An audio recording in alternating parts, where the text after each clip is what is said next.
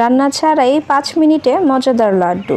আসসালামু আলাইকুম ভিউয়ার্স, চলে এসেছি নতুন আরেকটি রেসিপি নিয়ে। আজকে তৈরি করে দেখাবো বিস্কুট দিয়ে মজাদার এই লাড্ডু। এই শবে বরাতে অথবা অতিথি আপ্যায়নে যে কোনো সময় খুব তাড়াতাড়ি তৈরি করে নিতে পারেন এই লাড্ডু। আর রান্না করা ছাড়াই কিন্তু এই লাড্ডুটা তৈরি করা হয়ে যাবে আর অল্প সময়ের মধ্যে তৈরি হয়ে যায়। তো চলুন রেসিপিটি শুরু করি। তো এর জন্য প্রথমে লাগবে বিস্কুট। এখানে আমি মেরিগোল্ড বিস্কুটটা নিয়েছি, চাইলে অন্য যে কোনো বিস্কুট দিয়েও করা যেতে পারে, তবে মেরিগোল্ড বিস্কুটটা নিলে বাইন্ডিংটা খুব সুন্দর আসে। তো এখানে আমি একটা ব্লেন্ডার জার নিয়েছি। এখন বিস্কুটগুলোকে ভেঙে ভেঙে ছোট টুকরো করে দিব।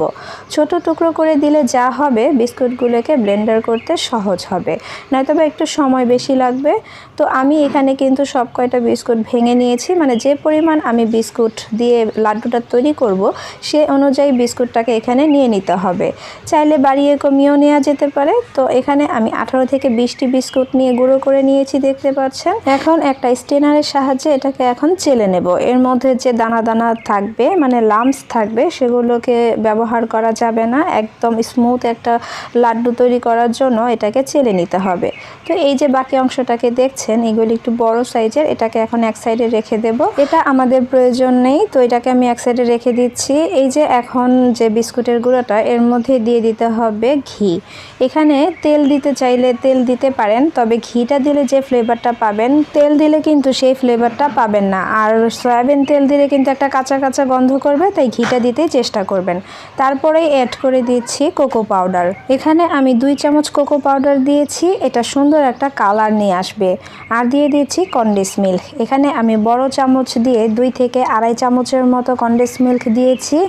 আর এখানে মিষ্টি যে যেমন খেতে পছন্দ করেন সে অনুযায়ী এখানে মিষ্টিটা অ্যাড করে দিবেন। চিনি দিয়েও অনেকে এটা তৈরি করে নিতে পারেন, তবে কনডেন্স মিল্কটা দিলে এখানে বাইন্ডিংয়ের কাজ করবে। আলাদা করে দুধ অথবা পানি কোনোটাই দিতে হবে না। আর চিনি দিলে কিন্তু আপনাকে দুধ অথবা পানি দিয়ে তৈরি করে নিতে হবে।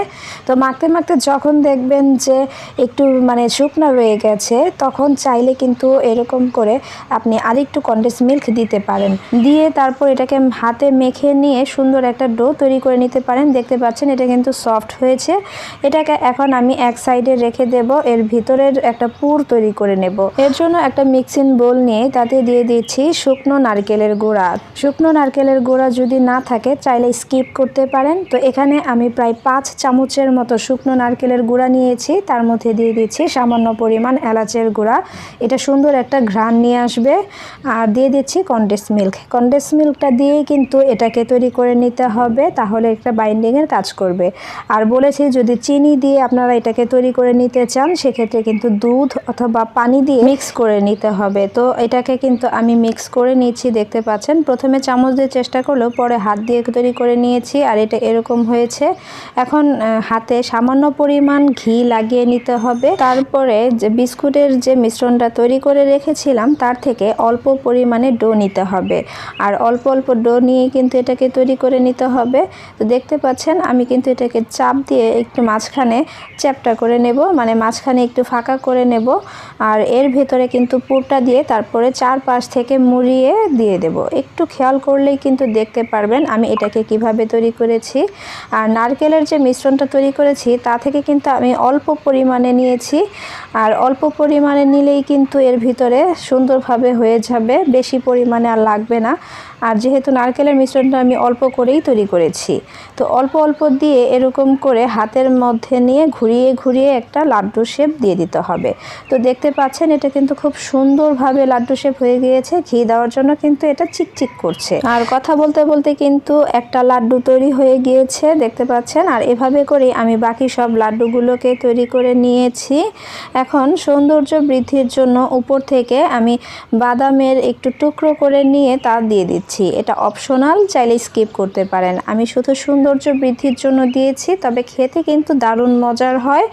একবার বাসায় অবশ্যই ট্রাই করে দেখবেন। আর ট্রাই করলে আমাকে কমেন্ট করে জানাতে কিন্তু ভুলবেন না। আর আমার চ্যানেলে নতুন হলে চ্যানেলটি সাবস্ক্রাইব করে রাখবেন এরকম নতুন নতুন রেসিপি পেতে। আজ এ পর্যন্তই, আবারও হাজির হয়ে যাব নতুন কোনো রেসিপি নিয়ে। সে পর্যন্ত সবাই ভালো থাকবেন। আল্লাহ হাফেজ, আসসালামু আলাইকুম।